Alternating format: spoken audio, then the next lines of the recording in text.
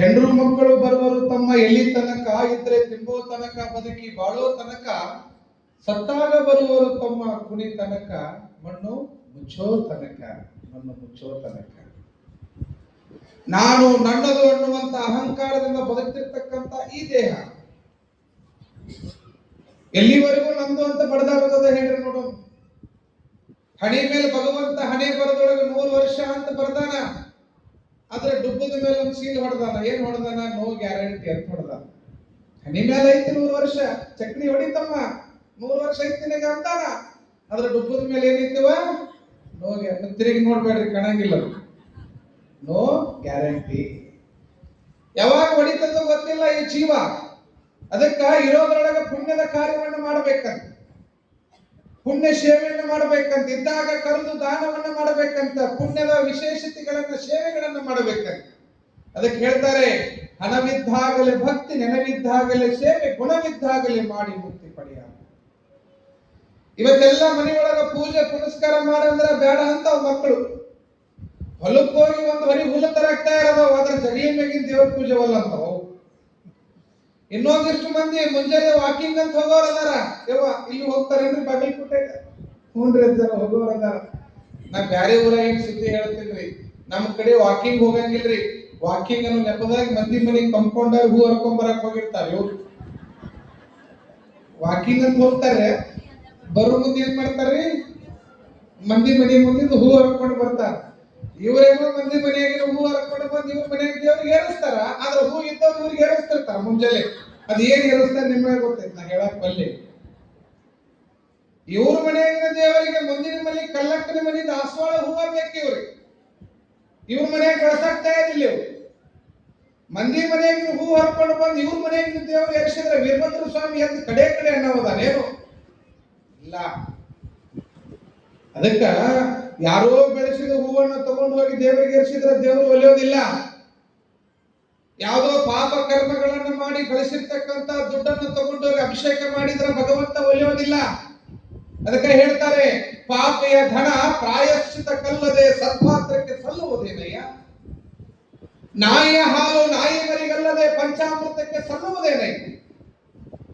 ಕಾಯ ವಾಚ ಮನಸ ಪ್ರಾಮಾಣಿಕವಾಗಿ ದುಡಿದಿರ್ತಕ್ಕಂಥದ್ದು ಭಗವಂತನಿಗೆ ಅರ್ಪಣೆ ಆಗ್ತದೆ. ಯಾವ ದೇವರು ಕೂಡ ಮುಂದಿನ ಮನೆ ಕಲ್ಲಕ್ಕನ ದಾಸವಾಳ ಹೂ ತಗೊಂಡು ಬಂದು ಏರ್ಸಂತ ಹೇಳಿಲ್ಲ. ಯಾವ ಭಗವಂತನು ಕೂಡ ಇನ್ನೊಬ್ಬರು ತಲೆ ಹೊಡೆದು ರೊಕ್ಕ ಮಾಡ್ಕೊಂಡು ಬಂದು ನನಗೆ ಅಭಿಷೇಕ ಮಾಡುವಂತ ಹೇಳಿಲ್ಲ. ನಮ್ಮನ್ನು ನಾವು ಅರ್ಪಣೆ ಮಾಡ್ಕೊಂಡಾಗ ದೇವರು ಒಲಿತಾನಷ್ಟೇ ಏನ್ರಿ. ನಮ್ಮನ್ನ ನಾವು ಸಮರ್ಪಣಾ ಭಾವದಿಂದ ಭಗವಂತನ ಪಾದದೊಳಗೆ ಅರ್ಪಣೆ ಮಾಡ್ಕೊಳ್ಬೇಕು. ಎಲ್ಲರೂ ದೇವರ ಪೂಜೆ ಮಾಡ್ತೀರಿ, ನೀವು ಮಾಡ್ತೀರಪ್ಪ ಮನೆಯಾಗ. ಅಲ್ಲ, ಯಾಕೆ ಕೇಳ್ಬೇಕಾಗಿತ್ತಂದ್ರೆ 2000 ಬರಕತ್ತ ಅನ್ನೋದು ಮನೆಯಾಗಿನ ಕೆಲಸ ಎಕ್ಸ್ಚೇಂಜ್ ಆಗ್ಯಾವ. ಅದಕ್ಕೆ ಅಡಿಗೆ ಮಾಡುವಲ್ರಿ. ಅದಕ್ಕಾಗಿ ಮೊನ್ನೆ ಒಬ್ಬ ಬಂದ ಅಮಾವಾಸ್ಯೆ ದಿನ, ಅಜ್ಜರ ನಾನು ಹೇಗೆ 6 ತಿಂಗಳ ಹೋದಕ್ಕೆ ಬಂದ ಇಲ್ರಿ ಅಂತಂದವ. ಹೋಗು ಮುಂದೆ ಏನ್ ತಗೊಂಡ್ ಹೋಗ್ಯಾಳ ಅಂತ ಕೇಳಿದೆ ನಾನು. ಅಜ್ಜರ ಆಧಾರ್ ಕಾರ್ಡ್ ತಗೊಂಡ್ ಹೋಗ್ಯಾಳ್ರಿ. ಅದು ಬಸ್ ನಿಲ್ಲು ಮಟ್ಟ ಅಕ್ಕೇನ್ ಬರಂಗಿಲ್ಲ, ಅದು ಯೋಜನೆ ಬಂದ್ ಆದಾಗ ಬರ್ತಾಳ, ಈಗ ಹೋಗ್ರಿ ಅಂತ ಅಂದ್ರೆ ಹೋದವ್ರು ಇನ್ನ ಬಂದೇ ಇಲ್ಲ ಅಂತೇವ. ಹಂಗ ಹೊಟ್ಟು ಬಿಟ್ರ ಅಡ್ಡಾಡ್ಕೊಂಡು. ಅದಕ್ಕ ಜೀವನದೊಳಗ ಇರುವಾಗ ಒಂದಿಷ್ಟು ಕರೆದು ದಾನ ಧರ್ಮ ಪೂಜೆ ಪುನಸ್ಕಾರಗಳನ್ನು ಮಾಡಬೇಕು. ನೀವೆಲ್ಲ ದೇವ್ರ ಪೂಜೆ ಮಾಡ್ತೀರಿ. ದೇವ್ರ ಪೂಜೆ ಮಾಡ್ಬೇಕಾದ್ರೆ ಏನೇನ್ ತಗೋತೀರಿ ಹೇಳಿ ನೋಡೋಣ. ಪೂಜೆಗೆ ಏನೇನ್ ಬೇಕಾಗ್ತದ್ರಿ? ಅವ ಏನ್ ಬೇಕ್ರಿ? ಹೂವು, ಹಣ್ಣು, ಕಾಯಿ, ವಿಭೂತಿ, ಉದಿನ ಕಡ್ಡಿ, ಬಾಳೆಹಣ್ಣು ಇವೆಲ್ಲ ತಗೋತೀರಿ. ಪೂಜೆ ಪ್ರಾರಂಭ ಮಾಡ್ಬೇಕೀಗ. ಪ್ರಾರಂಭಕ್ಕೆ ಮೊದಲು ದೇವ್ರಿಗೆ ಏನ್ ಬೇಕ್ರಿ? ಮೊದ್ಲಿಗೆ ಏನ್ ಎದರಿಂದ ಪೂಜೆ ಚಾಲೂ ಮಾಡ್ತಿರ್ರಿ? ಮೊದ್ಲಿಗೆ ಏನ್ ಬೇಕ್ರಿ? ನೀರ್ ಬೇಕು. ಪೂಜೆಗೆ ಮೊದಲು ಬೇಕಾಗಿರೋದೇನು? ನೀರು. ನೀರಿಗಿಂತ ಮೊದಲ ನೀ ಇರು, ಆಮೇಲೆ ನೀರು. ಏನ್ರಿ? ಮೊದಲು ನೀ ಅಲ್ಲಿ ಇರ್ಬೇಕು. ಇಲ್ಲಿ ಮಹಾಲಕ್ಷ್ಮಿಗೆ ಮಂಗಳಾರತಿ ಮಾಡೋದ್ರಿ, ಅಲ್ಲಿ ನೋಡಕ್ಕೆ ದುರ್ಗವ್ವ ಬಡ್ಡಿನ ಕೊಟ್ಟಿಲ್ಲ, ಬಡ್ಡಿ ಇಸ್ಕೊಂಬ, ಬಡ್ಡಿ ಮಗಳ ಕಡೆ ಅನ್ನೋದು ದೇವ್ರಿಗೆ. ಆ ದೇವರಿಗೆ ಬೈತಾಳೋ ನಾ ದುರ್ಗವ್ವ ಬೈತಾಳೋ ಗೊತ್ತಿಲ್ಲ. ದೇಹ ಒಂದು ಕಡೆಗೆ, ಮನಸ್ಸು ಒಂದು ಕಡೆಗೆ ಇಟ್ಕೊಂಡು ದೇವರ ಪೂಜೆ ಮಾಡೋದಲ್ಲ, ನಮ್ಮನ್ನು ನಾವು ಅರ್ಪಣೆ ಮಾಡ್ಕೊಳ್ಳೋದು. ಸಮರ್ಪಣಾ ಭಾವದಿಂದ ನಮ್ಮನ್ನು ನಾವು ಅರ್ಪಣೆ ಮಾಡ್ಕೊಂಡಾಗ ದೇವರು ಒಲಿತಾನ. ಹಂಗ ಕಾಯ ವಾಚ ಮನಸ ಇವತ್ತು ತೆಂಗಿನ ಮಠದ ಪೂರ್ವ ಕಾಲದಿಂದ ಇರ್ತಕ್ಕಂಥ ಹಿರಿಯರು ಹಾನಗಲ್ ಕುಮಾರಶಿವಗಳಂತ ಮಹಾತ್ಮರು ನೆಲೆಸಿರ್ತಕ್ಕಂಥ ಅಡ್ಡಾಡಿರುವಂತ ಪುಣ್ಯ ನೆಲದ ಮಠಕ್ಕ ಮಲ್ಲಿಕಾರ್ಜುನ ದೇವರು ಅಂತಕ್ಕಂಥ ಒಬ್ಬ ದೇಶಿಕರನ್ನ ತಂದು ಕುಂಡ್ರಸಕತ್ತೀವಿ ಅಂತಂದಾಗ ನಾವು ಪರಿಪೂರ್ಣವಾಗಿ ಸೇವೆ ಮಾಡಿದಾಗ ಮಾತ್ರ ನಮ್ಮ ಬದುಕು ಹಸನಾಗ್ತದೆ ವಿನಃ ಸುಮ್ಮನೆ ಮಾಡಿದ್ರೆ ಆಗೋದಿಲ್ಲ ಅಂತಕ್ಕಂಥದ್ದು. ಆ ನಿಟ್ಟಿನೊಳಗೆ ಇವತ್ತು ನಮ್ಮ ಮನಸ್ಸು ವಿಶಾಲವಾಗಬೇಕಾಗಿದೆ, ಉದಾರತೆಯ ಮನೋಭಾವ ಬರಬೇಕಾಗಿದೆ, ಇದ್ದಾಗ ಒಂದಿಷ್ಟು ಕೊಡುವ ಭಾವ ಬರಬೇಕು. ಏನ್ರಿ, ಯಾವ್ದಾರ ಮನೆಯೊಳಗ ಮಠಕ್ಕ ಗುಡಿಗೆ ಗುಂಡಾರಗಳಿಗೆ ಹೋದಾಗ ಮಠದಾಗ ಬಹಳ ಮಂದಿ ಕಳ್ಕೊಂಡು ಬರುವಂತದ್ದು ಏನ್ ಹೇಳಿದ್ರು ನೋಡೋಣ. ಹೋದಾಗ ಏನ್ ಕಳ್ಕೊಂಡ್ ಬರ್ತೀರಿ? ಕಾಲಾಗಿನ ಹೊರಗಿಟ್ಟಿರ್ತೀರಿ, ಒಳಗ್ ಬರೋದ್ರಾಗ ಹೊತ್ಕೊಂಡು ಹೋಗಿರ್ತಾರ ಅವ್ರು. ಒಂದಿಷ್ಟು ಮಂದಿ ಮಠಕ್ಕೆ ಬರಂಗಿಲ್ರಿ, ಅವ್ರು ಹೊಸ ಹಳಿ ಬಿಟ್ಟು ಹೊಸ ಹಾಕೊಂಡು ಹೋಗಕ್ಕೆ ಒಂದಿಷ್ಟು ಮಂದಿ ಮಠಕ್ಕೆ ಬಂದಿರ್ತಾರೆ. ಇವ್ ಬಾಳ ಮಂದಿ ಕಳಿತಾವ ಅಂತ ಹೇಳಿ ಮಠದ ಬಾಜುಕ್ ಅವ್ರ ಮನ್ಯಾಗ ಬಿಟ್ಟು ಬರ್ತಾರೆ ಇವ್ರು. ಯಾಕ? ಮತ್ತೆ ಯಾರು ವೈದ್ಯರ ಅಂತ ಹೇಳಿ ಆ ಮನ್ಯಾಗ ಬಿಡು ಮುಂದ ಮನ್ಯಾಗ ಅವ್ರಿಗೆ ಕೇಳ್ತೀರಿ ನೀವೇನಂತ, ತಂಗಿ ಒಂದಿಷ್ಟು ಮಠಕ್ಕೆ ಹೋಗಿ ಬರ್ತೀನಿ ಅವ ಕಾಲಾಗಿನ ಒಂದಿಷ್ಟು ಬಿಟ್ಟು ಹೋಗ್ತೀನಿ ಅಂದಾಗ ಮನ್ಯಾಗ ಏನಂತಾರ ನಿಮ್ಗ? ಬಿಟ್ಟು ಹೋಗಂತಾರ, ಬ್ಯಾಡ ಅಂತಾರ್ರಿ? ಬಿಟ್ಟು ಹೋಗಂತಾರ. ಮನ್ಯಾಗ ಬಿಟ್ರಿ, ಹೋದ್ರಿ, ಗುಡಿ ದರ್ಶನ ಮಾಡ್ಕೊಂಡು ಹೋಗಿ ಮತ್ತೆ ನಿಮ್ ಕಾಲಾಗಿನ ನಿಮ್ ಹಾಕೊಂಡು ನಿಮ್ ಮನೆಗೆ ಹೋದ್ರಿ. ಯಾವ ಮನ್ಯಾಗ ನಿಮ್ಮ ಜೋಡ್ ಬಿಡಾಕ ಅವಕಾಶ ಕೊಟ್ಟಿದ್ರಲ್ಲ ಅದ ಮನೆಗೆ ನಿಮ್ ಮನ್ಯಾಗ ಯಾರ ಸಂಬಂಧಿಕರು ಸ್ನೇಹಿತರು ಸತ್ತಿದ್ರಂದ್ರ ಅವ್ರ ಹೆಣ ತಗೊಂಡ್ ಹೋಗಿ ನಮ್ಮ ಮನ್ಯಾಗ ಕುಂಡ್ರಸಕ್ ಜಾಗ ಇಲ್ಲವ, ಮನಿ ಸೋರಾಕತ್ತೈತಿ, ಅದಕ್ಕೆ ಇದನ್ನೊಂದ್ ತಾಸ್ ನಿಮ್ ಮನ್ಯಾಗ ಕುಂಡ್ರಸ್ಲೇವ ಅಂತ ಇಡಾಕ್ ಹೋಗ್ರು. ಇಟ್ಕೋತಾರೇನ್ರಪ್ಪ? ಅರೆ ಕಾಲಾಗಿನ ಬಿಡಾಕ್ ಬಿಟ್ಟಿದ್ರ ನಿಮ್ಗ, ಆದ್ರ ಸತ್ಯನ ಇಡಾಕ್ ಕೊಡ್ಲಿಲ್ಲ. ಹಂಗಾರೆ ಮನುಷ್ಯರಾದವರು ನಾವು ಯಾವ ಸತ್ಯವನ್ನು ತಿಳ್ಕೊಳ್ಬೇಕು ಅಂತಂದ್ರೆ ಸತ್ತ ಮೇಲೆ ಹರಿದ ಚಪ್ಪಲಿಗಿರುವಂತ ಕಿಮ್ಮತ್ತು ಮನುಷ್ಯನ ದೇಹಕ್ಕಿಲ್ಲ ಅನ್ನುವಂತ ಸತ್ಯವನ್ನು ನಾವು ಅರ್ಥ ಬದಲಿಸಬೇಕಾಗಿದೆ.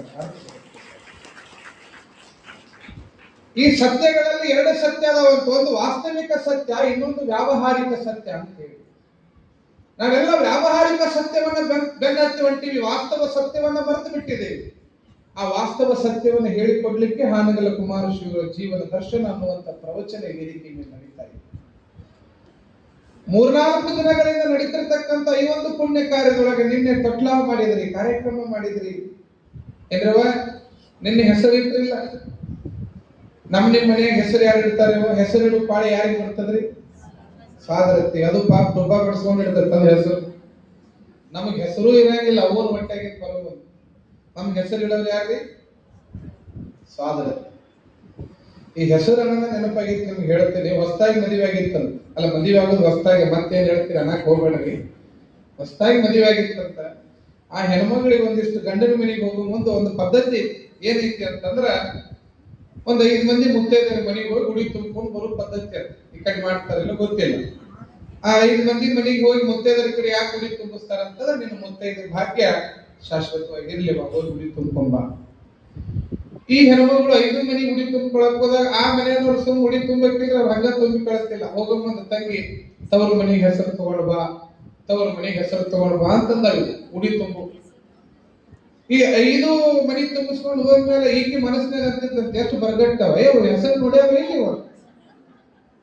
ಈ ಹೆಣ್ಮಗಳು 5 ಮನಿ ಗುಡಿ ತುಂಬಿಕೊಂಡು ಗಂಡನ ಮನೆಗೆ ಹೊಸದ್ರಾಗ 1 ತಿಂಗಳು 2 ತಿಂಗಳು ಬಿಟ್ಟು ಮತ್ತೆ ಗಂಡನ ಮನೆಗೆ ಬರೋ ಪಾಳೆ ಇರ್ತದೆ. ಅವಾಗ ಬರ್ಕೊಂಡಿದ್ 2 ಕ್ವಿಂಟಲ್ ಹೆಸರು ಹೊತ್ಕೊಂಡು ಬಂದಿದ್ದೆ ತವ್ರ ಮನೆಗೆ. ಅವಾಗ ಅವ್ರವ್ವ ಅಲ್ಲ ತಂಗಿ ಇದ್ಯಾಕೆ ಹೊತ್ಕೊಂಡು ಬಂದಿ ಅಂದ್ರೆ, ಅವಾಗ ಅಂತ ಮತ್ತೆ ಹೋಗೋ ಮುಂದೆ ಬರಿಗೆ ಕೇಳಕ್ ಕತ್ತಿದ್ರಲ್ಲ, ಹೆಸರು ತಗೊಂಡ್ ಮತ್ತೆ ತಂದಿ ನೋಡು ನನ್ನ ಗಂಡ 2 ಕ್ವಿಂಟಲ್ ಕಳ್ಸ ತಗೊಂಡು ಹೋರಾಕತ್ತ. ನಾವು ಹೇಳೋದೊಂದು ಗೊತ್ತೈತೇನ್ರಿ ನಿಮ್ಗ? ಅದಕ್ಕೆ ನಾ ಇಲ್ಲಿ 21 ದಿನ ಅದ್ರಾಗ 4 ದಿನ ಹೋಗೈತಿ. ನಾ ಏನ್ ಹೇಳ್ತೀನೋ ನೀವೇನ್ ತಿಳ್ಕೊತಿರೋ ದೇವರಾಗನೇ ಗೊತ್ತಿಲ್ಲ. ಆದ್ರೆ ಕುಮಾರೇಶ್ವರಿ ಸೇವಾ ಹೇಳ್ತಕ್ಕಂಥ ಅವಕಾಶ ಬಂದದ್ದು. ಹಾವೇರಿ ಜಿಲ್ಲೆ ಅಂತಂದ್ರ ಮರಿ ಕಲ್ಯಾಣ ಅಂತ ಕರೀತಾರ. ಅದಕ್ಕೆ ಬಹುಶಃ ನೋಡಿ ನಂದೆಂತ ಸೌಭಾಗ್ಯ ಅಂದ್ರೆ ಆ ನೆಲದಿಂದ ಇಲ್ಲಿ ಪುರಾಣ ಹೇಳುವಂತ ಯೋಗ ಬಂದದ್ದು. ಕುಮಾರಶಿವಗಳು ನೆಲೆಸಿರುವಂತ ಹುಟ್ಟಿ ಬೆಳೆದಿರ್ತಕ್ಕಂಥ ಪುಣ್ಯ ನೆಲದಿಂದ ಇವತ್ತು ಬಾಗಲಕೋಟೆ ನಗರಕ್ಕೆ ಬಂದು ಕುಮಾರಶಿವಗಳ ಜೀವನ ಚರಿತ್ರೆಯನ್ನು ಹೇಳುವಂತ ಸೌಭಾಗ್ಯ ಬಂದದ್ದು. ಹಾವೇರಿ ಜಿಲ್ಲೆಯ ಜೋಗೇಶ್ವರ ಹರಡಳ್ಳಿಯ ಸಾಲಿಮಠ ಮನೆತನದಲ್ಲಿ ಇಟ್ಟಿರ್ತಕ್ಕಂಥ ಒಂದು ಜ್ಯೋತಿ ನೋಡ್ರಿ. ಯಾರ್ಯಾರು ಎಲ್ಲಿ ಹುಟ್ಟಬೇಕನ್ನುವಂಥದ್ದು ಭಗವಂತನ ಪೂರ್ವ ನಿಯೋಜನೆ ಇರ್ತದೆ. ಕಾಲದೊಳಗ ಧರ್ಮ ನಶಿಸಿ ಹೋಗುವಂತ ಸಂದರ್ಭ, ಧರ್ಮ ವಿನಾಶವನ್ನ ಕಾಣುವಂತ ಸಂದರ್ಭ, ಸಂಸ್ಕಾರ ಸಂಸ್ಕೃತಿ ಪರಂಪರೆಗಳು ನಾಶ ಆಗ್ತಕ್ಕಂಥ ಸಂದರ್ಭದೊಳಗ ಭಗವಂತ ದ್ವಿತೀಯ ಶಂಭುವಾಗಿ ಜನಿಸಿ ಬರ್ತಾನ ಅನ್ನೋದಕ್ಕ ಹಾನಗಲ್ಲ ಕುಮಾರಶಿವೇಗಳೇ ದಿಗಸಾಕ್ಷಿ ಅನ್ನುವಂಥದ್ದನ್ನ ಈ ಸಮಾಜ ತಿಳ್ಕೊಳ್ಬೇಕಾಗ್ತದೆ. ಹಾನಗಲ್ಲ ಕುಮಾರಶಿವೇಗಳಿಗೆ ದ್ವಿತೀಯ ಶಂಭು ಅಂತ ಕರೀತಾರೆ. ಬಸವಣ್ಣನ ಅವತಾರ ಆಗಿ ಶಂಭುವಿನ ಅವತಾರ ಆಗಿ ಹುಟ್ಟಿ ಬಂದಿರತಕ್ಕಂಥವರು ಕುಮಾರಶಿವೇಗಳು. ಜೋಗೀಸರ ಹರಳಳ್ಳಿ ಅಂತಕ್ಕಂಥ ಪುಣ್ಯ ನೆಲದೊಳಗ ಸಾಲಿಮಠ ಮನೆತನದಲ್ಲಿ ಕೊಟ್ರಪ್ಪಯ್ಯ ಅಂತಕ್ಕಂಥ ಒಬ್ಬ ಹಿರಿಯ ವ್ಯಕ್ತಿ, ಇಡೀ ಮನೆತನ ಹೆಸರೇ ಹೇಳುವ ಹಾಗೆ ಸಾಲಿಮಠ. ಹಿಂದೆಲ್ಲ ಶಾಲೆಗಳಿರ್ಲಿಲ್ಲ, ಈಗೆಲ್ಲ ಬಂದವು. ಅವು ನೋಡಿದ್ ಇನ್ನೂ ಒಂದಿಷ್ಟು ಹೊಟ್ಟೆಗೆ ಇರ್ತಾವ್ರಿ, ಯಾವಾಗ ಅಡ್ಮಿಷನ್ ಮಾಡ್ತಾವ. ಆ ಬೆಂಗಳೂರು ಸೈಡ್ ಅಂತ ವಿಚಿತ್ರ ಆಗಿಬಿಟ್ಟೈತಿ. ಅದಿನ ಗಂಡ ಐತೋ ಹೆಣ್ಣೈತೋ ಗೊತ್ತಿರಂಗಿಲ್ಲ, ಆಗ್ಲೇ ಶಾಲೆ ಅಡ್ಮಿಷನ್ ಫಾರ್ಮ್ ತಂದಿರ್ತಾವ ಮನಿ. ಅಷ್ಟು ವಿಚಿತ್ರ ಶಿಕ್ಷಣದ ವ್ಯವಸ್ಥೆ ಹೊಂಟು ಬಿಟ್ಟದ. ಅಷ್ಟು ಶಿಕ್ಷಣದ ಭಾರವನ್ನು ಹಾಕ್ತಾ ಇದ್ದೇವೆ. ಆದ್ರೆ ಜೋಯಿಸರ ಹರಳಳ್ಳಿ ಅಂತಕ್ಕಂಥ ಪುಣ್ಯನೆಲದ ಹಿಂದೆಲ್ಲ ಜಗಲಿ ಕಟ್ಟಿ ದೇವಸ್ಥಾನಗಳಲ್ಲಿ ಶಾಲೆಗಳನ್ನು ಅಕ್ಷರಾಭ್ಯಾಸವನ್ನು ಮಾಡಿಸ್ತಕ್ಕಂಥ ಪರಂಪರೆ ಇತ್ತು. ಅಂತಹ ಜ್ಞಾನಾರ್ಜನೆಯನ್ನು ಕೊಡ್ತಕ್ಕಂಥ ಮನೆತನವೇ ಸಾಲಿಮಠ ಮನೆತನ. ಹೀಗಾಗಿ ಆ ಒಂದು ಶಿಕ್ಷಣವನ್ನು ಕೊಡ್ತಕ್ಕಂಥ ಆ ಶಾಲಿಮಠದ ಮನೆತನದ ಹಿರಿಯರೇ ಕೊಟ್ರಪ್ಪಯ್ಯನವರು. ಆ ಜ್ಞಾನಿಗಳು ಹಿರಿಯರು ಊರಾಗ ಏನೇ ಬಂದ್ರು ಪೂಜೆ ಪುನಸ್ಕಾರಗಳನ್ನು ಮಾಡ್ತಕ್ಕಂಥವ್ರು. ಯಾರಿಗಾರ ಒಂದಿಷ್ಟು ದೋಷ ಸಮಸ್ಯೆಗಳಾದಾಗ ನ್ಯಾಯ ಪಂಚಾಯಿತಿಗಳನ್ನು ಮಾಡಿ ಅವರಿಗೆ ನ್ಯಾಯದ ಧರ್ಮದ ದಾರಿಯನ್ನ ಬೋಧನೆಯನ್ನು ಮಾಡ್ತಕ್ಕಂತಹ ಸಾಲಿಮಠ ಮನೆತನ ಕೊಟ್ರಪ್ಪಯ್ಯನವರು. ಅಂತ ಒಂದು ಪುಣ್ಯ ಮನೆತನ. ಆ ಮನೆತನದಲ್ಲಿ ಕೊಟ್ರಪ್ಪಯ್ಯನವರಿಗೆ ಜನಿಸಿದವರೇ ಬಸಯ್ಯನವರು. ಅಂದ್ರೆ ಬಸಯ್ಯ ಅಂತಕ್ಕಂಥವ್ರು. ಮನೆಯ ವಾತಾವರಣ ಹೆಂಗಿರ್ತದ ಹಂಗ ಮಕ್ಕಳು ಬೆಳಿತಾವ ಅಂತ ತಿಳ್ಕೊಳ್ರಿ ನೀವು. ತಂದೆ ತಾಯಿಗಳು ಹೆಂಗಿರ್ತಾರ ಹಂಗ ಮಕ್ಕಳು ಬೆಳಿತಾರ. ಅದಕ್ಕೆ ಹೇಳ್ತಾರೆ, ತಾಯಿಯಂತೆ ಮಗಳು ನೂಲಿನಂತೆ ಸೀರೆ. ಹೆಂಗ ಮನೆತನದ ವಾತಾವರಣ ಇರ್ತದೋ ಹಂಗ ಮಕ್ಕಳು ಬೆಳಿತಾರ. ಹಂಗ ಸೃಜನಶೀಲರಾಗಿರ್ತಕ್ಕಂಥ, ಧರ್ಮನಿಷ್ಠರಾಗಿರ್ತಕ್ಕಂಥ, ಪ್ರಾಮಾಣಿಕರಾಗಿರ್ತಕ್ಕಂಥ ಕೊಟ್ರಪ್ಪಯ್ಯನವರು ಬಡ ಜಂಗಮರಾಗಿದ್ರು ಕೂಡ ವ್ಯಕ್ತಿತ್ವಕ್ಕೆ ಕಡಿಮೆ ಇರಲಿಲ್ಲ. ಅದಕ್ಕೆ ಹೇಳ್ತಾರೆ, ಮನೆ ನೋಡ ಬಡವರು, ಮನ ನೋಡ ಗಣಮನ ಸಂಪನ್ನರು ಅಂತ ಹೇಳ್ತಾರೆ. ಮನೆತನ ಬಡತನ ಆಗಿರಬಹುದು, ಆದ್ರ ಮನಸ್ಸು ಬಹಳ ವಿಶಾಲವಾಗಿದೆ. ಬಂದವರಿಗೆಲ್ಲ ಧರ್ಮದ ಬೋಧನೆಯನ್ನ ಮಾಡೋದು, ಶಿಕ್ಷಣವನ್ನ ಕೊಡ್ತಕ್ಕಂಥ ಪರಂಪರೆಯನ್ನ ಮನೆತನದ ಕೊಟ್ಟಯ್ಯನವರು ಮುಂದುವರಿಸಿಕೊಂಡು ಹೋಗ್ತಿರ್ತಕ್ಕಂಥ ಒಂದು ಪುಣ್ಯ ಒಂದು ವ್ಯಕ್ತಿಯ ಮನೆತನದೊಳಗ ಅವರ ಮಗನಾಗಿ ಹುಟ್ಟಿದವರೇ ಬಸಯ್ಯನವರು. ನೋಡ್ರಿ, ಸಾಲಿಮಠ ಮನೆತನ ಅಂತಂದ್ರ ಆ ಇಡೀ ಸುತ್ತ ಹಳ್ಳಿಗೂ ಕೂಡ ಬಹಳ ಗೌರವಾನ್ವಿತವಾಗಿರ್ತಕ್ಕಂಥ ಮನೆತನ. ಒಂದಿಷ್ಟು ಹಿಂಗಿರ್ತಾವಲ್ಲ ಊರಾಗ ಮನೆತನಗಳು, ಆ ಹೆಸರು ಹೇಳಿದ್ರೆ ಸಾಕು ಒಂದಿಷ್ಟು ಮಂದಿ ಎದ್ದು ನಿಂತಾರ, ಗೌರವ ಕೊಡ್ತಾರ, ಅದು ಪ್ರತಿಷ್ಠೆ. ಅಂತದನ್ನ ಗಳಿಕೆಯನ್ನು ಮಾಡಿಕೊಂಡಾಗ ಮಾತ್ರ ಮನೆತನಕ್ಕೆ ಬೆಲೆ ಬರಲಿಕ್ಕೆ ಸಾಧ್ಯ. ಹೀಗಾಗಿ ಮನೆಯೊಳಗ ಅನ್ನಕ್ಕೆ ಬಡತನ ಇರ್ಬೋದು, ಆದ್ರೆ ಗೌರವಕ್ಕೆ ಬಡತನ ಇರಲಿಲ್ಲ. ಅವರ ಮಗನಾಗಿ ಹುಟ್ಟಿರ್ತಕ್ಕಂಥ ಬಸಯ್ಯನವರು, ಅವರು ಕೂಡ ತಂದೆಯಂತೆಯೇ ಕ್ರಿಯಾಶೀಲರು, ಧರ್ಮನಿಷ್ಠರು, ತಂದೆ ಹಾಕಿಕೊಟ್ಟ ದಾರಿ ಒಳಗೆ ನಡೀತಕ್ಕಂಥ ಮಗನಾಗಿದ್ರು ಬಸಯ್ಯನವರು. ಅಂತಹ ಬಸಯ್ಯನವರಿಗೆ ವಯಸ್ಸಾತು ಅಂತ ಹೇಳಿ ತಿಳ್ಕೊಂಡು ಮತ್ತೆ ಮದುವೆ ಮಾಡಬೇಕಲ್ಲ. ಸಂಸಾರ ಅಂತಕ್ಕಂತಹ ಬಂಧನದೊಳಗೆ ಈ ಸಂಸಾರದ ಬಂಡಿ ಮುಂದೆ ಸಾಗಬೇಕಾದ್ರೆ ಟ್ರ್ಯಾಕ್ಟರ್ ಇಂಜಿನ್ ಒಂದು ಟೇಲರ್ ಜೋಡಿಸಬೇಕ್ರಿ. ಟೇಲರ್ ಜೋಡಿಸ್ತಿಲ್ಲ ಅಂದ್ರೆ ಜೀವನದ ಬಂಡಿ ನಡೆಯೋದಿಲ್ಲ. ಹೀಗಾಗಿ ಕೊಟ್ರಪ್ಪಯ್ಯನವರು ಸೃಜನಶೀಲರಾಗಿರ್ತಕ್ಕಂಥ ಲಿಂಗದ ಹಳ್ಳಿಯ ಜಂಗಮ ಮನೆತನದ ನೀಲಾಂಬಿಕೆ ಅಂತಕ್ಕಂಥ ಒಬ್ಬ ಸೃಜನಶೀಲ ಮಹಿಳೆಯನ್ನ ತಮ್ಮ ಮಗನಿಗೆ ತಂದುಕೊಳ್ತಾರೆ. ನಾನು ಬಹಳ ಹಿಂದೆ ಹೋಗ್ಲಿಕ್ಕೆ ಇಷ್ಟಪಡೋದಿಲ್ಲ, ಯಾಕಂದ್ರೆ ಮತ್ತೆ ಅದನ್ನ ಹೇಳ್ಕೊಂಡು 4 ದಿನ ಹೋಗ್ಯದ.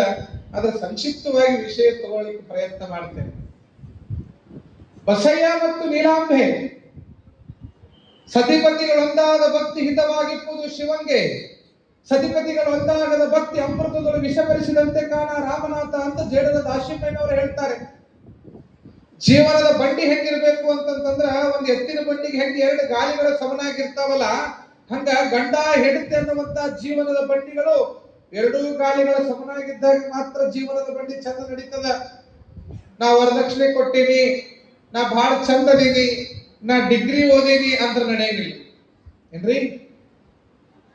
ಸತಿಗೆ ತಕ್ಕ ಪತಿ, ಪತಿಗೆ ತಕ್ಕ ಸತಿ ಇದ್ದಾಗ ಮಾತ್ರ ಜೀವನ ಅಂತಕ್ಕಂಥದ್ದು ಬಹಳ ಸಸಾರವಾಗಿ ನಡೀತದೆ. ಒಂದಿಷ್ಟು ಮಂದಿಗೆ ಸಂಸಾರ ಜೀವನ ಮಾಡೋದೇ ಬಹಳ ಕಷ್ಟ ಆಗಿಬಿಟ್ಟದ. ಹಿಂದಿನೆಲ್ಲ ಹಿರಿಯರು 50 ವರ್ಷ 70 ವರ್ಷ ಜೀವನ ಮಾಡಿದವರು ಅದಾರ. ಈಗ ಬೆಳಿಗ್ಗೆ ಮದುವೆ ಆಗ್ತಾರೆ, ಸಂಜೆ ಡೈವರ್ಸ್ ಇರ್ತಾವೆ, ಕೋರ್ಟಿಗೆ ಹೋಗ್ಬಿಡ್ತಾವ. ನನಗೆ ಬ್ಯಾಡ, ನನ್ನ ಗಂಡ ಬೇಡ ಅಂತ. ಸಂಸಾರದ ಜೀವನವನ್ನು ನಡೆಸಲಿಕ್ಕೆ ಸಾಧ್ಯ ಇಲ್ಲ ಇವತ್ತಿನ ವಿದ್ಯಮಾನದ ಯುವಕರು. ಮದುವೆ ಅಂತಂದ್ರೆ ಅವ್ರಿಗೊಂದು ಡಂಬರಾಟ ಆಗ್ಬಿಟ್ಟದ, ಒಂದು ಕಾಮಿಡಿ ಆಗ್ಬಿಟ್ಟದ. ಅದ್ರ ಬಗ್ಗೆ ಶ್ರದ್ಧೆ ವಿಶ್ವಾಸನೇ ಇಲ್ಲ, ಅದ್ರ ಬಗ್ಗೆ ಅಭಿಮಾನ ಇಲ್ಲ. ದಾಂಪತ್ಯದ ಜೀವನವನ್ನು ಹೇಗೆ ನಡೆಸಬೇಕನ್ನುವಂಥದ್ದೇ ಗೊತ್ತಿಲ್ಲ. ಮದುವೆ ಸಂಸಾರ ಅಂತಕ್ಕಂಥದ್ದು ನಡೆಸಬೇಕಾದ್ರೆ ಸತಿಪತಿಗಳ ಮನಸ್ಸು ಒಂದಾಗಿರ್ಬೇಕಂತ. ಅದಕ್ಕೆ ಹೇಳ್ತಾರ ಒಬ್ಬರು ಸಾಹಿತಿ, ಹೊಳಿ ದಾಟಬೇಕನ್ನಂಗಿದ್ರ ದೋಣಿ ಒಳಗ ತೂತಿರ್ಬಾರ್ದ ಏನ್ರಿ.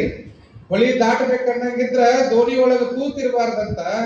ಸಂಸಾರವನ್ನ ಗೆಲ್ಲಬೇಕಾಗಿತ್ತು ಅಂತಂದ್ರ ಸಂಸಾರದೊಳಗ ಸಂಶಯ ಇರಬಾರ್ದಂತ. ಸಂಶಯ ಇರಬಾರ್ದು. ಎಲ್ಲಾ ರೋಗಕ್ಕೂ ಔಷಧಿ ಅದ, ಆದ್ರೆ ಈ ಸಂಶಯ ಅನ್ನುವಂತ ರೋಗಕ್ಕೆ ಔಷಧಿ ಇಲ್ಲ. ಇದು ಬಂತು ಅಂತಂದ್ರೆ ಸಂಸಾರ ಕೆಡ್ತ ಅಂತಾನೆ ಲೆಕ್ಕ. ಬಹಳ ಚಂದ ಒಂದು ಬಹಳ ದಿನಕ್ಕೆ ಮದುವೆ ಆಗಿದ್ನಂತೀವ, ಹೆಂಡತಿ ಬಹಳ ಚಂದ ಇದ್ದಿದ್ದ ದೊಡ್ಡ ಕಷ್ಟ ಆಗಿತ್ತು. ಆಕೆ ಎಲ್ಲಿ ಹೋಗ್ತಾಳೆ ಅಲ್ಲಿ ಮರಿಗೆ ನಿಂತು ನೋಡೋದು, ನನ್ನ ಹೆಂಡತಿ ಯಾರನ್ನ ಮಾತಾಡಿಸ್ತಾಳೆ ಏನ, ಎಲ್ಲಿ ಕುಂಡಿರ್ತಾಳೆ ಏನ, ಎಲ್ಲಿ ಇದನ್ನ ಮಾಡ್ತಾಳೆ. ಎಷ್ಟು ಹೆಂಡತಿಗೆ ಚಿತ್ರಹಿಂಸೆ ಆಗಿಬಿಟ್ಟಿತ್ತು ಅಂದ್ರೆ ಬರೀ ಹೆಂಡತಿ ಬೆನ್ನತ್ತಿ ಹೋಗೋದು ಅನುಮಾನ. ಯಾರಿಗೆ? ಗಂಡಗ. ಆಕೆ ಕುಂತರೂ ಸಮಾಧಾನ ಇಲ್ಲ, ನಿಂತರೂ ಸಮಾಧಾನ ಇಲ್ಲ, ಚಂದನ್ ಕಟ್ಕೊಂಡ್ಬಿಟ್ಟಿದ್ದ. ನನ್ನ ಹೆಂಡತಿ ಯಾರನ್ನ ನೋಡ್ತಾಳೇನೋ, ಏನಾರ ಮಾತಾಡಿಸ್ತಾಳೇನೋ, ಯಾರ ಬೆನ್ನತ್ತಿ ಹೋಗ್ತಾಳೇನೋ ಚಿಂತೆ ಒಳಗಿದ್ದೀವ. ಎಷ್ಟು ಹೆಂಡತಿ ಮೇಲೆ ಚಿಂತೆ ಅಂತಂದ್ರೆ ರಾತ್ರಿ ಮಕ್ಕೊಂಡಾಗೂ ಎದ್ದವ. 10 ಗಂಟೆಗೆ ಮಕ್ಕೊಂಡು 11 ಕೇಳವ, ನನ್ನ ಹೆಂಡತಿ ಬಾಜು ಕದಾಲಿ ನೋಡ್ತಿದ್ದಂತ ಮತ್ತೆ ಹೊಚ್ಕೊಂಡು ಮಕ್ಕೋತಿದ್ದ. ಮತ್ತೆ 12 ಕೇಳ್ತಿದ್ದಂತ ಮತ್ತೆ ನೋಡ್ತಿದ್ದಂತ ಮತ್ತೆ ಮಕ್ಕೋತಿದ್ದ. ಆ ಹೆಂಡತಿ ಗೊತ್ತಾಗೈತಿ ಇದ್ರ ಕರ್ಮ ಇಷ್ಟ, ಇದನ್ನ ಕಟ್ಕೊಂಡು ನನ್ಗೆ ಸಾಕಾಗಿತ್ತು ಮತ್ತೆ ಅನಿವಾರ್ಯ ಕಟ್ಕೊಂಡ್ ಬಿಟ್ಟಾಳ, ಬಿಡಾಕು ಬರಂಗಿಲ್ಲ. ಆತು ಅಂತ ಹೇಳಿ ಒಂದು ದಿನ ಏನಾಗಿತ್ತು ಅಂತಂದ್ರ ಹೆಂಡತಿ ಮೊಬೈಲ್ ಚಾರ್ಜ್ ಇಟ್ಟು ಮಕ್ಕೊಂಡಿತ್ತು. ಇವ 11 ಹೇಳೋದು ಹೆಂಡತಿ ನೋಡೋದು, ಮತ್ ಮಕ್ಕೊಳ್ಳೋದು, 12 ಕೇಳೋದು ಹೆಂಡತಿ ನೋಡೋದು, ಮತ್ ಮಕ್ಕೊಳ್ಳೋದು, 1 ಹೇಳೋದು ನೋಡೋದು. 3 ಗಂಟೆಗೆ ಹೆಂಡತಿ ಮೊಬೈಲ್ ಒಂದು ಮೆಸೇಜ್ ಬಂದ್ಬಿಡ್ತು ನೋಡಿ. ಯಪ್ಪ, ನನ್ನ ಹೆಂಡತಿ ರಾತ್ರಿ 3ಕ್ಕೆ ಯಾವ ಮಗ ಮೆಸೇಜ್ ಮಾಡಿ ಮೊದ್ಲು ಅನುಮಾನ ಇತ್ತಲ್ಲ.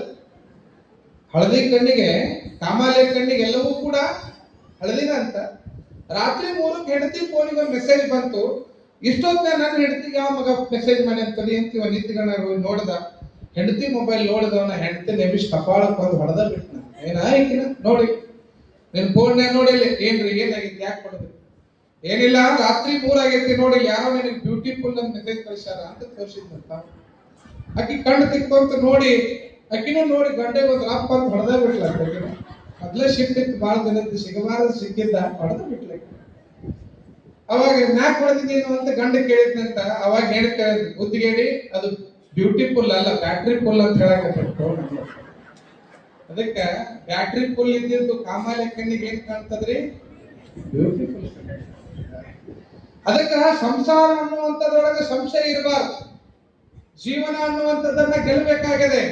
ಸಂಸಾರ ಅನ್ನುವಂಥ ಶಬ್ದದೊಳಗ ಸೊನ್ನೆಯನ್ನ ತೆಗೆದ್ರೆ ಶಬ್ದ ಏನಾಗ್ತದೆ ಹೇಳ್ರಿ?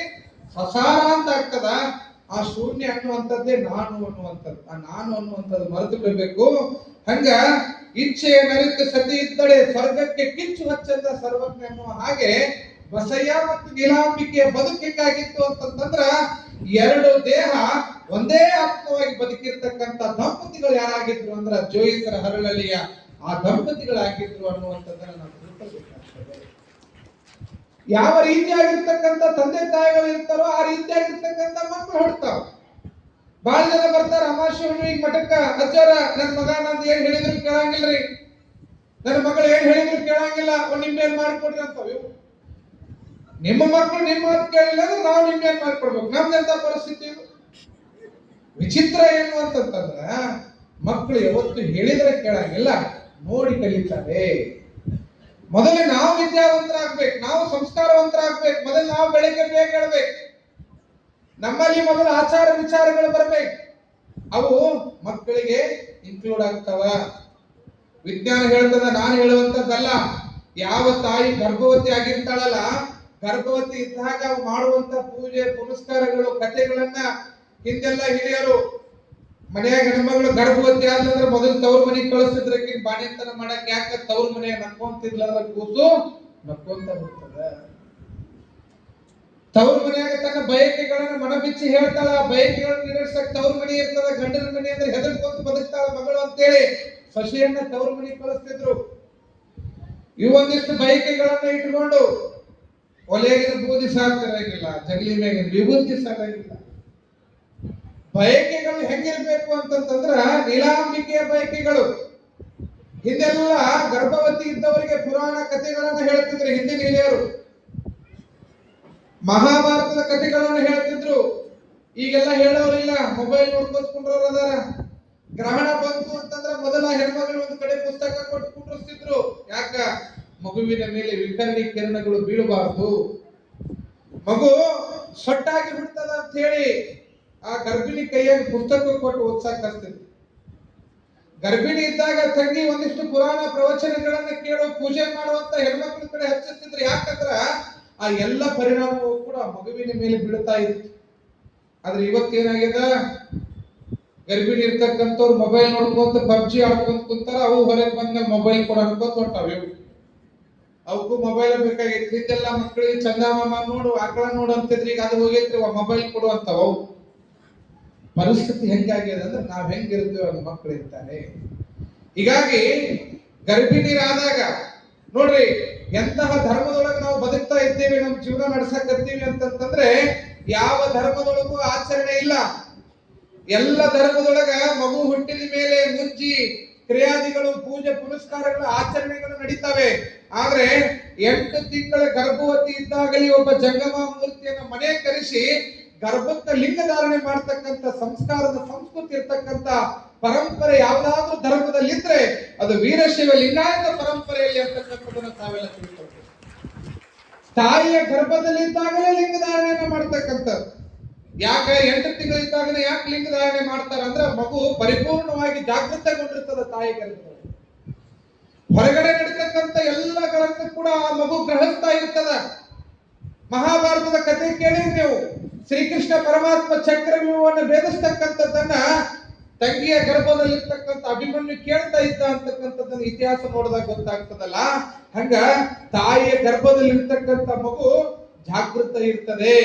ಹೀಗಾಗಿ ಗರ್ಭವತಿ ಆದಂತ ತಾಯಂದ್ರು ಪುರಾಣ ಪ್ರವಚನ, ಪೂಜೆ ಪುನಸ್ಕಾರ, ಹಿರಿಯರಿಗೆ ಗೌರವ ಇಂಥವೆಲ್ಲ ಮಾಡ್ತಾ ಇದ್ರೆ ಮಕ್ಕಳಿಗೆ 50% ಅದು ಜೀನ್ಸ್ ಗಳ ಮುಖಾಂತರ ಪ್ರವೇಶವನ್ನು ಪಡಿತಾ ಇರ್ತದೆ. ನೋಡ್ರಿ ನೀವು ಬಹಳ ಮಂದಿ ಕೂಸು ಹುಟ್ಟಿದ ಮೇಲೆ ಅಜ್ಜಾರ ಬಹಳ ಅಳ್ತದ್ರಿ ನನ್ನ ಕೂಸ, ಒಟ್ಟ ಕಪ್ಪಾಗಂಗಿಲ್ರಿ ಅಂತಾರಲ್ರಿ. ಇವು ಹೊಟ್ಲಿದ್ದಾಗ ಬಹಳ ಹತ್ತಿರ್ತಾವ ಅಂತ ತಿಳ್ಕೊಬೇಕು ನೀವು. ಇವು ಹೊಟ್ಲಿದ್ದಾಗ ಬರೀ ಅಳೋದ ಕೆಲಸ ಮಾಡಿರ್ತಾವಂತ, ಅದು ಹುಟ್ಟಿದ ಅಳ್ಕೊಂತಾನೆ ಹುಟ್ಟಿರ್ತೈತೆ. ಇವೇನು ಚಂದಾಗಿ ತಿನ್ಕೊಂತ ಉಳ್ಕೊಂತ ಚಂದಾಗಿ ನಕ್ಕೊಂತ ತಿಂತಂದ್ರೆ ಕೂಸ್ಗಳು ನಕ್ಕೊಂತ ಹುಟ್ಟಿರ್ತಾವ ನೋಡ್ರಿ ನೀವು. ಅದಕ್ಕ ಯಾವ ರೀತಿಯಾಗಿ ತಾಯಿ ತನ್ನ ಬದುಕಿನುದ್ದಕ್ಕೂ ಕೂಡ ತನ್ನ ವಿಚಾರಧಾರೆಗಳನ್ನ ಅಳವಡಿಸಿಕೊಂಡಿರ್ತಾಳೋ ಅದು ಮಗುವಿಗೆ ಬಂದಿರ್ತದೆ. ಹಾಗೆ ತಾಯಿಯಾದಂತ ನೀಲಾಂಬಿಕೆಯು ಕೂಡ ಒಂದು ಮಗುವಿನ ಗರ್ಭಧಾರಣೆ ಆದಾಗ ಕನಸಿನೊಳಗ ಸ್ವಪ್ನದೊಳಗ ಒಬ್ಬ ಜಂಗಮ ಮೂರ್ತಿ ಬಂದು ಒಂದು ಪುಷ್ಪವನ್ನು ಕೊಟ್ಟು ಹೇಳ್ತಾನೆ, ತಾಯಿ ಒಂದು ವಟುವನ್ನ ಕರುಣಿಸು ಅಂತಂದಾಗ ನೀಲಾಂಬಿಕೆ ತಾಯಿ ಹೇಳ್ತಾಳ, ಯಪ್ಪ ಇದು ಬೇಡ, ಮುಂದೆ ಬರೋದನ್ನ ಕೊಡ್ತೀನಿ ಅಂತಾಳ. ಅದೇ 2ನೇ ಜನ್ಮವಾಗಿ ಅವತಾರ ತಾಳಿ ಬರುವವರೇ ಹಾನಗಲ್ಲ ಕುಮಾರ ಶಿವಗಳು ಅನ್ನುವಂಥದ್ದನ್ನು ತಿಳ್ಕೊಂಡು, ಯಾವ ಬಸಯ್ಯ ಮತ್ತು ನೀಲಾಂಬಿಕೆ ದಂಪತಿಗಳಿಗೆ ಮೊದಲಿಗೆ ಒಬ್ಬ ಗಂಡು ಮಗು ಹುಟ್ಟಿರ್ತದ. ಆ ಮಗುವಿನ ಹೆಸರು ಶಿವಬಸಯ್ಯ ಅಂತಕ್ಕಂಥ ಹೆಸರು. ಯಾರ್ದು? ಮೊದಲ ಮಗನ ಹೆಸರೇನು? ಶಿವಬಸಯ್ಯ. 2ನೆಯ ಗರ್ಭಧಾರಣೆ ಮಾಡ್ತಾಳೆ ನೋಡ್ರಿ ನೀಲಾಂಬಿಕಾ ತಾಯಿ. ಜಗತ್ತಿಗೆ ಅವತರಿಸಿ ಬರತಕ್ಕಂಥ ಮಹಾಪುರುಷ. ಏನ್ ಜಗತ್ತಿಗೆ ಕೊಡ್ತೀನಿ ಅಂತ ಕನಸಿನಾಗ ಮಾತು ಕೊಟ್ಟಿದ್ದಲ್ಲ, ಆ ಜಗತ್ತನ್ನ ಬೆಳಗ್ಲಿಕ್ಕೆ ಅವತಾರ ಪುರುಷನಾಗಿ ನೀಲಾಂಬಿಕೆ ಗರ್ಭದಲ್ಲಿ ಅವತರಿಸಿ ಬಂದಿರತಕ್ಕಂತ ಶಿಶುವಿನ ನಾಮಕರಣ ನಿನ್ನೆ ದಿನ ನಡೆದದೆ. ತೊಟ್ಲತ್ತೂಗೆ ಹಾಲಯ್ಯ ಹಾಲಯ್ಯ ಹಾಲಯ್ಯ ಅಂತೇಳಿ ಹೆಸರಿಟ್ಟಿರಿ. ದುಬ್ಬ ಎಷ್ಟು ಮಂದಿ ಬಡಿಸ್ಕೊಂಡಿರಿ ಗೊತ್ತಿಲ್ಲವ. ನಿನ್ನೆ ನಾ ಇರ್ಲಿಲ್ಲ, ನಮ್ಮ ಶಿವೇಗಜ್ಜವರು 3-4 ದಿನ ಈ ಕಾರ್ಯವನ್ನು ಮುನ್ನಡೆಸಿ ಕೊಟ್ಟಿದ್ದಾರೆ. ಆ ಅವತಾರಿ ಪುರುಷ ಅಂದು ಜೋಯಿಸರ ಹಳ್ಳಹಳ್ಳಿಯಲ್ಲಿ ಸೆಪ್ಟೆಂಬರ್ 1887 ಹುಟ್ಟಿರ್ತಕ್ಕಂಥ ಆ ಒಂದು ಯೋಗಿ ಪುರುಷ ಅವತ್ತು ಜೋಯಿಸರಹಳ್ಳಿ ಹುಟ್ಟಲಿಲ್ಲ. 2026 ಜನವರಿ ಒಳಗ ಬಾಗಲಕೋಟೆಯ ಸವಲತ್ತಿ ಒಂದು ಪುಣ್ಯ ನೆಲದ ಚರಂತಿ ಕೊಡದೊಳಗೆ ಹುಟ್ಟಿ ಬಂದ ಅಂತಕ್ಕಂಥದ್ದು ನಿನ್ನೆಯ ಪುರಾಣದೊಳಗೆ. ಅಂತಹ ಯುಗ ಪುರುಷನ ಜನ್ಮ ನಿನ್ನೆ ದಿನ ಈ ಒಂದು ವೇದಿಕೆ ಮುಖಾಂತರವಾಗಿ ನಡೆದಿದೆ. ಹಾಲಯ್ಯ ಅಂತಕ್ಕಂಥ ನಾಮಕರಣದಿಂದ ಬಂದಿರತಕ್ಕಂಥ ಬಾಲ ಶಿಶು ತನ್ನ ಬಾಲ್ಯದೊಳಗ ಅವತಾರವನ್ನು ತಾಳುತ್ತಾ ಬಾಲ್ಯದಲ್ಲಿನೇ ತನ್ನ ಶಕ್ತಿಯನ್ನು ತೋರಿಸ್ತಾ ಹೋಗ್ತಿರ್ತಕ್ಕಂಥ ಹಾಲಯ್ಯ ಒಬ್ಬ ಜಂಗಮ ಮೂರ್ತಿ ಏನು 8 ತಿಂಗಳ ಗರ್ಭವತಿ ಇದ್ದಾಗ ಲಿಂಗಧಾರಣೆಯನ್ನ ಏನು ಆ ಹೆಣ್ಣುಮಗಳಿಗೆ ನೀಲಾಂಬಿಕೆಗೆ ಬಲರಟ್ಟಿಗೆ ಮಾಡಿದ್ರೋ ಆ ಲಿಂಗವನ್ನ ತೆಗೆದು ಲಿಂಗ ದೀಕ್ಷೆಯನ್ನು ಕೊಟ್ಟು ಆ ಮಗುವಿಗೆ ಸಂಸ್ಕಾರವನ್ನು ಕೊಡ್ತಕ್ಕಂಥದ್ದು. 11ನೇ ದಿನಕ್ಕೆ 13ನೇ ದಿನಕ್ಕ ಆ ಹಾಲಯ್ಯ ಅಂತಕ್ಕಂಥ ನಾಮಕರಣವನ್ನು ಮಾಡಿದ ಮೇಲೆ ಯಾಕೆ ಹಾಲಯ್ಯ ಅನ್ನುವಂತ ಹೆಸರು ಆ ಮಗುವಿಗೆ ಬಂತು ಅಂತಂತಂದ್ರೆ ಬೆಳೆಯುವ ಸಿರಿ ಮೊಳಕೆಯಲ್ಲಿ ಕಾಣುವ ಅನ್ನುವ ಹಾಗೆ. ನೋಡ್ರಿ, ಮಕ್ಕಳು ಬಾಲ್ಯದೊಳಗ ತಮ್ಮ ಲೀಲೆಯನ್ನು ತೋರಿಸ್ತಾರ.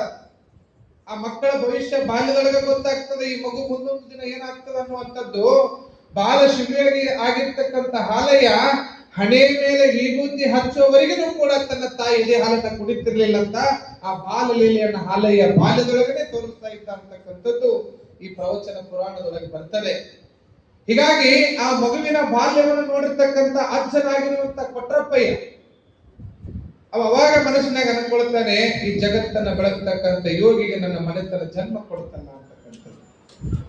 ಯಾವ ಮಗು ಆಗಿರ್ತಕ್ಕಂಥ ಹಾಲಯ್ಯನ ಜೀವನದೊಳಗೂ ಕೂಡ ಬಾಲ್ಯದೊಳಗೆ ಲೀಲೆಯನ್ನ ತೋರಿಸ್ತಕ್ಕಂಥದ್ದು ಆ ಮಗುವಿನೊಳಗೆ ಬಂದಿತ್ತು. ಯಾಕ ತಂದೆ ತಾಯಿಗಳಾಗಿರ್ತಕ್ಕಂಥ ಬಸಯ್ಯ ಮತ್ತು ನೀಲಾಂಬಿಕೆಯು ಕೂಡ ಜಂಗಮನಿಷ್ಠರಾಗಿದ್ರು, ಪೂಜೆ ಪುನಸ್ಕಾರಗಳನ್ನ ಮಾಡ್ತಿದ್ರು, ಪಾರಾಯಣವನ್ನ ಮಾಡ್ತಾ ಇದ್ರು, ಯಾರೇ ಜಂಗಮರು ಬಂದ್ರು ದಾಸೋಹ ಮಾಡ್ತಾ ಇದ್ರು. ಆ ತಂದೆ ತಾಯಿಗಳ ಸಂಸ್ಕಾರ ಯಾರಿಗೆ ಬಂದಿತ್ರಿ? ಮಗನಾಗಿರುವಂತ ಹಾಲಯ್ಯನಿಗೆ. ಯಥಾ ಗುರು ತಥಾ ಶಿಷ್ಯ. ಯಾವ ರೀತಿಯಾಗಿ ಮನೆಯಲ್ಲಿ ತಂದೆ ತಾಯಿಗಳಿರ್ತಾರೆ ಆ ರೀತಿ ಮಕ್ಕಳು ಬೆಳೀತಾರೆ. ಅದಕ್ಕೆ ಹೇಳ್ತಾರೆ, ತಾಯಿಯೇ ಮೊದಲ ಗುರು, ಮನೆಯ ಮೊದಲ ಪಾಠಶಾಲೆ. ತಾಯಿ ಹೆಂಗಿರ್ತಾಳ ಹಂಗ ಮಕ್ಕಳು ಬೆಳಿತಾವ. ಗೊತ್ತಿರಲಿ ನಿಮಗ? ತಾಯಿ ಎದೆ ಹಾಲನ್ನ ಕುಡಿಸ್ತಾ ಮಗನನ್ನ ಎತ್ಕೊಂಡು, ನೋಡ ಮಗನ, ಇವನ ನಿಮ್ಮ ಅಪ್ಪ ಅಂದಾಗ ಅಪ್ಪ ಅಂತ ಬರ್ತೈತಿ. ಅವ್ರವ್ ಹೇಳೋ ತನಕ ನೀ ಅಪ್ಪ ಅಲ್ಲ, ಮನ್ಯಾಗ ಏನಾಗಿರ್ತಿ, ಬೆಪ್ಪಾಗಿರ್ತೀನಿ. ಯಾವಾಗ ನೀ ಅಪ್ಪ ಅಂದ್ರೆ ಅವ್ರವ್ ಹೇಳಿದ ಮೇಲೆ ನೀ ಅಪ್ಪ. ನೋಡ್ರಿ ನೀವು ಬೇಕಾರ ಮಕ್ಕಳು ತಾಯಿ ಹೆಂಗ್ ಹೇಳ್ತಾವ ಮಕ್ಕಳಿಗೆ ಕೇಳ್ತಿರ್ತಾವ. ಅದಕ್ಕೆ ತಾಯಿ ಆದಳು ಮಕ್ಕಳಿಗೆ ಒಳ್ಳೆ ಸಂಸ್ಕಾರವನ್ನು ಕೊಡುವಂತ ಕೆಲಸ ಮಾಡ್ಬೇಕು. ಇವತ್ತೆಲ್ಲ ನಮ್ಮ ತಾಯಿಯದ್ದು ಏನಾಗ್ಯಾರ್ರಿ, ಬಗಲಾಗ ಎತ್ಕೊಂಡಿರ್ತಾರ ಕೂಸ, ನೋಡಲ್ಲಿ ಅಕ್ಕಿ ಮಾಡದ ಅಜ್ಜಾರ ಹೊಂಟಾರ, ನೋಡ್ ಟಾಟಾ ಮಾಡಿ ಟಾಟಾ. ನಾವು ಟಾಟಾ ಮಾಡಿದ ನಾವು ಗಾಡಿಯಾಗ ಕೂತವ್ರು ಬಿರಲ್ಲ ಅಂತ ನಾವು. ಇನ್ನೊಂದಿಷ್ಟು ಹೆಣ್ಮಕ್ಳು ಅದಾರ್ರಿ, ನೋಡಲ್ಲಿ ನಿಮ್ ಫಾದರ್ ಬಂದಾಳ, ನೋಡು ಹೆಂಗ್ ಮೂಗು ಮುರಿತು, ನೋಡೋದು ಮೂಗು ಮುರಿಯ, ಅಯ್ಯ ಎಷ್ಟು ಚಂದ ಮುರಿತ. ಈ ಮೂಗು ಮುರಿದ ಒತ್ತಾಟ ಹೋಗ್ಲಿ, ಇನ್ನೊಂದಿಷ್ಟು ಮಂದಿ ಅದಾರ ಅವುಗಳು, ನೋಡಲ್ಲಿ ನಿಮ್ ಫಾದರ್ ಬಂದ ನೋಡು, ಕುಂಡಿ ಮೇಲೆ ಓದಿ ಜಾಡ್ಸೋದಿ ಮಾವ ನಗಾಕತ್ತಿರಂದ್ರೆ ನೀವು ಮಾಡಿರಿ ಕಣ್ಣಂಗ ಆಗ್ತಿರ್ತದೆ, ನೆನಪಾಗಿ ನಗು ಬರ್ತಿರ್ತೈತಲ್ಲ. ಯವ್ವ ಈಗ ಸಾದರತಿಗೆ ಮೂಗು ಮುರಿ ಸಾದರ ಜಾಡಿಸೋದಿ ಅಂದ್ರೆ ನಾಳೆ ಹೆಂಡತಿ ಮಾತು ಕೇಳಿ ಮೊದಲು ಓದಿದ್ ನಿನ್ನ ತಿಳ್ಕೊಂಡು ಮಾಡಿದ್ರು ಗೊತ್ತೈತೆ ನಿಮಗೆ. ಶಾಣೆ ನಿಮ್ಗೇನು ಹೆಚ್ಚಿಗೆ ಹೇಳೋದು ಬೇಡ. ಏನ್ ಮಾಡಿರೋ ಅದನ್ನ ಇಲ್ಲೇ ಬಿಟ್ಟು ಹೋಗುದದ. ಅದಕ್ಕ ಮೊದಲು ನಾವು ಬದಲಿ ಆಗೋನು. ಜಗತ್ತಿನ ಕಡೆಗೆ ಒಂದು ಬಳ್ಳ ಮಾಡಿ ತೋರ್ಸೋಕ್ಕಿಂತ ಮೊದಲು 3 ಬಳ್ಳ ನಮ್ಮ ಕಡೆ ಅದಾವ ಅಂತಕ್ಕಂಥ ಎಚ್ಚರಿಕೆ ಇರಬೇಕು. ಬಾಗಲಕೋಟೆ ಏನ್ ಮಾಡ್ತು, ಊರ್ ನನಗೆ ಏನ್ ಮಾಡುತ್ತೆ, ನಮ್ಮ ಅವ್ವ ಅಪ್ಪ ಏನ್ ಮಾಡಿದ್ರು ಅನ್ನೋಕ್ಕಿಂತ ಮೊದಲಿಗೆ ನಾನ್ ಏನ್ ಮಾಡೀನಿ ಅನ್ನುವಂತ ಪ್ರಶ್ನೆಯನ್ನು ಮಾಡ್ಕೊಂಡಾಗ ಮಾತ್ರ ಈ ಮನುಷ್ಯ ಜನ್ಮ ಸಾರ್ಥಕ ಆಗ್ತದೆ ಅಂತಕ್ಕಂಥದ್ದು. ಅದಕ್ಕ ನಾನೇನ್ ಮಾಡಿದೆ, ನಾನೇನ್ ಕಲಿಸಿದೆ ಅಂತಕ್ಕಂಥದ್ದು. ಹಿಂದೆಲ್ಲ ಹಿರಿಯರು ಮಕ್ಕಳನ್ನ ಗುಡಿಗುಂಡಾರಗಳಿಗೆ ಮಠಮಾನ್ಯಗಳಿಗೆ ಕರ್ಕೊಂಡು ಹೋಗ್ತಾ ಇದ್ರು. ಅವು ನಮಸ್ಕಾರ ಮಾಡಕ್ ಒಲ್ಲಂದ್ರೆ ಕುದಿಯ ಕೈ ಹಾಕಿ ತಲೆ ಬಗ್ಗಿಸಿ ಹಣಿ ಮುಟ್ಟಿಸಿ ನಮಸ್ಕಾರ ಮಾಡುತ್ತಿದ್ರು. ಯಾಕ ಮಕ್ಕಳನ್ನ ಹಿರಿಯರ ಮುಂದೆ ಬಾಗೋದನ್ನ ಕಲಿಸ್ತಿದ್ರು ಅಂತಂದ್ರ, ತಮ್ಮ ಸಣ್ಣ ವಯಸ್ಸಿನಾಗ ಬಾಗೋದು ಕಲಿತಂದ್ರ ಮುಂದೆ ಜಗತ್ತು ನಿನಗೆ ಬಾಗೋದು ಕಲಿತೈತೋ, ಅದಕ್ಕೆ ಬಾಗೋದನ್ನ ಕಲಿ ಅಂತ ಮಕ್ಕಳಿಗೆ ಕಲಿಸ್ತಾ ಇದ್ರು. ಅಷ್ಟೇ ಅಲ್ಲದೆ ಮಕ್ಕಳ ಕೈಯಾಗ 5 ರೂಪಾಯಿನೋ 10 ರೂಪಾಯಿನೋ ರೊಕ್ಕ ಕೊಟ್ಟು ನಮಸ್ಕಾರ ಮಾಡ ಅಂತ. ಯಾಕೆ ಅವ್ರು ಕೊಡಕ್ ಬರ್ತಿದ್ದಿಲ್ಲ? ಮಕ್ಕಳ ಕೈಯಿಂದನೇ ಯಾಕೆ ಕೊಡಿಸ್ತಿದ್ರು ಅಂದ್ರೆ, ತಮ್ಮ ಸಣ್ಣವಿದ್ದಾಗ ಕೊಡೋದು ಕಲಿತಂದ್ರ ಮುಂದೆ ದೊಡ್ಡವನಾದ್ಮೇಲೂ ಕೊಡೋದನ್ನೇ ಕಲಿ ಎನ್ನುವಂತ ಪಾಠವನ್ನು ನಮ್ಮ ಹಿರಿಯರು ಮಕ್ಕಳಿಗೆ ಕಲಿಸ್ತಾ ಇದ್ರು. ಈಗ ನೀವು ಸಣ್ಣವರಿದ್ದಾಗ ಕೊಡೋದು ಕಲಿಸ್ಲಿಲ್ಲ, ಮುಂದೆ ದೊಡ್ಡವರಾದ್ಮೇಲೆ ಟೇಬಲ್ ಬಿಡೋ ಕೈ ಹೇಗೆ ಬಿಡೋದು ಅವ್ರು ಬಿಡ್ಲಿಲ್ಲ. ಆಯ್ತಾ? ದೊಡ್ಡವರಾದ್ಮೇಲೆ ಟೇಬಲ್ ಬಿಡೋ ಕೈ ಹೇಗೆ ಬೇಡಬಾರ್ದು ಅಂದ್ರೆ ಸಣ್ಣವರಿದ್ದಾಗ ಕೊಡೋದು ಕಲಿಸ್ಬೇಕಂತ. ಅದು ನಮ್ಮ ಹಿರಿಯರ ಸಂಸ್ಕಾರ, ಸಂಸ್ಕೃತಿ. ಎಷ್ಟು ಮಕ್ಕಳು ಇವತ್ತು ಮನೆಯೊಳಗೆ ಹಾಳಾಗಕತ್ತಾರ ಅಂದ್ರ, ಮೊನ್ನೆ ಒಂದು ಪುರಾಣದಾಗ ಮುಗಿದ್ಮೇಲೆ ಒಬ್ಬ ಹುಡುಗ ಎದ್ದು ಬಂದ್ರೆ ಈಗ ಪುರಾಣ ಮುಗಿಸಿದ್ಮೇಲೆ ಅವ್ನ ಪ್ಯಾಂಟ್ ನೋಡ್ತೀನಿ ಬರೋಬ್ಬರಿ 36 ತೂತದ ಅವ್ನ ಪ್ಯಾಂಟ್ನಾಗ. ಮೊದಲೆಲ್ಲ ಹರಿದಿದ್ದ ಅರಿಬಿ ಹಾಕೊಂಡ್ರೆ ಬಡತನ ಅಂತಿತ್ತು, ಈಗ ಹರಿದಿದ್ದ ಅರಿಬಿ ಹಾಕೊಂಡ್ರೆ ಫ್ಯಾಷನ್ ಆಗೈತಿ. ಈ ಚಲೋ ಅರಿಬಿ ಹರಿದು ಕೊಡಾಕ ಬೆಂಗಳೂರಾಗ ಒಂದಿಷ್ಟು ಫ್ಯಾಕ್ಟ್ರಿ ಅದಾವ್ರಿ. ಎಷ್ಟು ಹರಿದಿರ್ತೀರ ಅಷ್ಟು ರೇಟ್ ಜಾಸ್ತಿ. ಅದಕ್ಕೆ ಪ್ಯಾಂಟ್ ಎಷ್ಟು ಹರಿದಿರ್ತೈತೆ ಅಷ್ಟು ರೊಕ್ಕ ಭಾಳ ಅದಕ್ಕೆ. ಹಿಂಗಾಗಿ ಇವ್ ಹರಿದಿದ್ದ ಪ್ಯಾಂಟ್ ಹಾಕೊಂಡು ಊರಾಗ ಅಡ್ಡಾಡಕತ್ತಾನ, ಊರಾಗ ನಾಯಿ ಊರ್ ಬಿಡಾಕತ್ತಾವ. ಯಾವ ಹುಚ್ಚ ಬಂದ ತಡಿ ಊರಾಗ ನಾಯಿಗಳು ಊರ್ ಬಿಡಾಕತ್ತಾವ. ನಾನು ಕೇಳಿದ್ದೆ ಅವಂಗ, ಅಲ್ಲೋ ಈ ಪ್ಯಾಂಟಿಗೆ ಇಷ್ಟು ತೂತು ಬಿದ್ದಾವಲ್ಲ, ಯಾವ್ದಾರ ಇಲಿ ಹೆಕ್ನ ಕಡ್ದಿದ್ದು ಹಾಕೊಂಡ್ ಬಂದೇನು ಅಂತಂದ್ರೆ, ಇಲ್ರಿ ಅಂತಾರ ಫ್ಯಾಷನ್ ಅಂದವ. ಆ ಪ್ಯಾಂಟಿಗೆ 4,000 ರೂಪಾಯಿ ಅಂತ ಕಿಮ್ಮತ್. ಈ ಚಲೋ ಅರಿಬಿ ಹರಿದು ಕೊಡಕ 2,000-3,000 ರೂಪಾಯಿ ತಗೋತಾರೆ ಬೆಂಗಳೂರಾಗ. ಅದನ್ನ ಬ್ಯಾಡ ಅಂತೇಳಿ ನಮ್ಮ ಯಾವ್ದಾರ ಮಠದಾಗ ಗೋಣಿ ಚೀಲದಿಂದ ಒಗದು 3 ತಿಂಗಳು ಬಿಟ್ಟು ನೋಡ್ರಿ ನಮ್ಮ ಇಲಿ ಕಡ್ದು ಹೋಗಿರ್ತಾವ. ಸುಮ್ಮನೆ 2-3 ಸಾವಿರ ಹಾಳು ಮಾಡ್ಕೋತಾವ ಇವು. ಈ ಹರಿದಿದ್ದ ಅರಿಬಿ ಹಾಕೊಂಡು ಫ್ಯಾಷನ್ ಆಗ್ಯದ. ಇನ್ನೊಬ್ಬ ಹುಡುಗ ಬಂದಾನ, ಒಪ್ಪಾರೆ ಕೂದ್ಲ ಬಿಟ್ಟ ನವ. ಯಾವ ಕಟಿಂಗ್ ನಾನು ಹೆಬ್ಬುಲಿ ಕಟಿಂಗ್ ಅಂತ ನವ. ನೋಡಿದ್ರೆ ಸೊಂಡಿ ಇಲ್ಲಿ ಇದ್ದಂಗ ಅದ ಮಗ, ಹೆಬ್ಬುಲಿ ಕಟಿಂಗ್ ಬಿಟ್ಟ. ಈ ದಿಮಾಕ್ ಮಾಡಕ್ಕೆ ಇವತ್ತು ಹುಡುಗರು ಹೊಂಟಾರ. ಆದ್ರೆ ಚರಿತ್ರ ನಾಯಕನಾಗಿರ್ತಕ್ಕಂಥ ಹಾಲಯ್ಯ ಫ್ಯಾಷನ್ ಮಾಡ್ಲಿಕ್ಕೆ ಬಂದವನಲ್ಲ, ಜಗತ್ತಿನ ಅಂಧಕಾರವನ್ನ ಕಳೀಲಿಕ್ಕೆ ಬಂದವನು ನಮ್ಮ ಚರಿತ್ರ ನಾಯಕ ಹಾಲಯ್ಯ ಅನ್ನುವಂಥದ್ದನ್ನು ತಾವೆಲ್ಲ ತಿಳ್ಕೊಳ್ಬೇಕಾಗ್ತದೆ. ಬಾಲ್ಯದೊಳಗೆ ತನ್ನ ಲೀಲೆಯನ್ನು ತೋರಿಸಿರ್ತಕ್ಕಂಥ ಜೋಯಿಸರ ಹರಳಳ್ಳಿಯ ಸಾಲಿಮಠ ಮನೆತನದ ಹಾಲಯ್ಯನವರು ಬಾಲ್ಯದೊಳಗೆ ತನ್ನ ಅಜ್ಜನಾಗಿರ್ತಕ್ಕಂಥ ಕೊಟ್ರಪ್ಪಯ್ಯನಿಂದ ಶಿಕ್ಷಣವನ್ನು ಪಡಿತಾರೆ. ವೇದ ಆಗಮನಗಳ ಅಧ್ಯಯನ ಆಗ್ತದ, ಗಣಿತ ಕಾವ್ಯಗಳ ಅಧ್ಯಯನ ಆಗ್ತದ.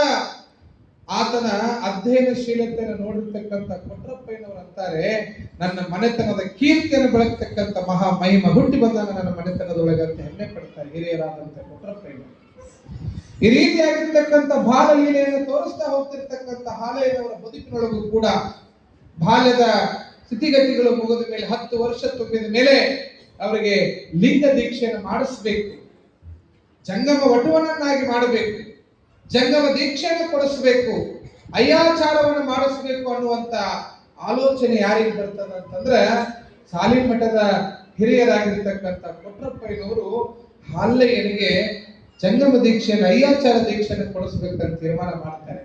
ಈ ರೀತಿಯಾಗಿರ್ತಕ್ಕಂಥ ಆಲೋಚನೆ ಒಳಗಿರ್ತಕ್ಕಂಥ ಕೊಟ್ರಪ್ಪಯ್ಯನವರು ಆ ಬಾಲ್ಯದ ಲೀಲೆಗಳನ್ನು ನೋಡ್ತಾ ನೋಡ್ತಾ ಹಾಲಯ್ಯನಿಂದ ನನ್ನ ಮನೆತನದ ಕೀರ್ತಿ ಬೆಳಗ್ತದ, ನನ್ನ ಮನೆತನಕ್ಕೆ ಒಂದು ಜ್ಯೋತಿ ಬಂದದ ಅಂತಕ್ಕಂಥ ಭಾವನೆ ಒಳಗ ನಡೀತಿರ್ತಕ್ಕಂಥ ಸಂದರ್ಭದ ವಾತಾವರಣ ಜೋಯಿಸರ ಹರಳಹಳ್ಳಿಯಲ್ಲಿ ನಡೆದಿದೆ.